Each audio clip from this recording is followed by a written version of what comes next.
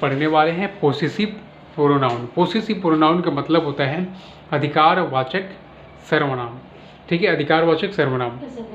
तो possessive pronoun को सबसे पहले इंग्लिश में इसको डिफाइन करेंगे, इंग्लिश में परिभाषित करेंगे, उसके बाद जाके हिंदी में बताएंगे। तो चलिए इंग्लिश में पहले जानते हैं। A word that replace of noun and show that the noun belong to someone or something that is called possessive pronoun. Okay, for example, mine, their, her, him, our, etc. अब पढ़ते हैं इसको हिंदी में, इसको बताते हैं हिंदी में इसका हिंदी क्या होता है। पोसेसिव प्रोनाउन का मतलब होता है अधिकारवाचक सर्वनाम।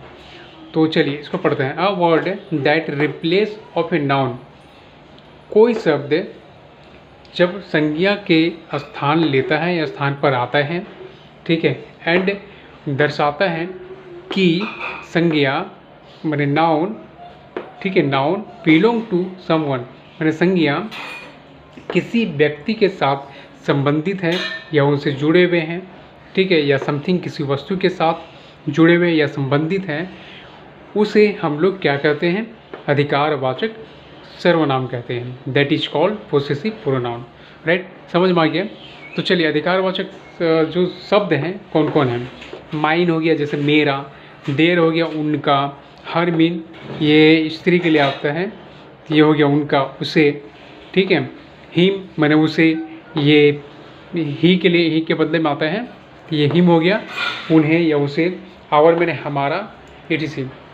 तो जैसे किसी वस्तु के समान या किसी व्यक्ति के ऊपर अधिकार हम लोग जताते हैं, ये चीज़ मेरा है, ठीक है, तो उसे कहते हैं पोसेसिव प्रोनाउन। राइट, क्लियर, समझ में आ गया।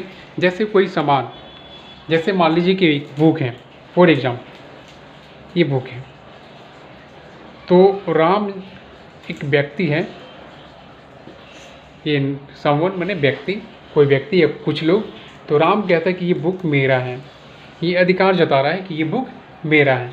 तो मेरा है मैंने माइन, ये हो गया माइन, तो ये अधिकार जता रहा है। ये इस तरह के जब शब्द आएँ तो आपको समझना होगा कि ये पोसेसिव प्रोनाउन है, अधिकारवाचक सर्वनाम है। क्लियर। जैसे इसके ले लेते हैं हर बुक, या इसी के पहले हर बुक लगा देते हैं, तो ये हर बुक, ये हो गया हर बुक, उनका बुक मैंने उसका बुक, उसका किताब है। मैं राम जो बता रहा है कि ये किताब जो है उसका है, उसका, तो समझिए उसका है, तो ये अधिकारवाचक सर्वनाम में आता है। क्लियर, समझ में आ गया।